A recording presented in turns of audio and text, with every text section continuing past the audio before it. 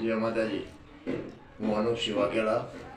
Video બનાવવાનું કારણ એ કે આપણા રણમાં બેટમાં વાછરા દાદાનું જ્યાં મંદિર છે, 7 થી 7.5 ગાયોનું જ્યાં અહીંયા સેવા થાય છે, અને આપણો અત્યારે ઉત્તરાયણનો જે તહેવાર આવે છે તો ફૂલની પાંખડી મિત્રો બધાએ ભાઈઓ બહેનો માતાઓ વડીલોને બધાને અરજ કરીને કહું છું, જે ભગવાન અપાવે ગાયોના દાનમાં ફાળો આપવા વિનંતી।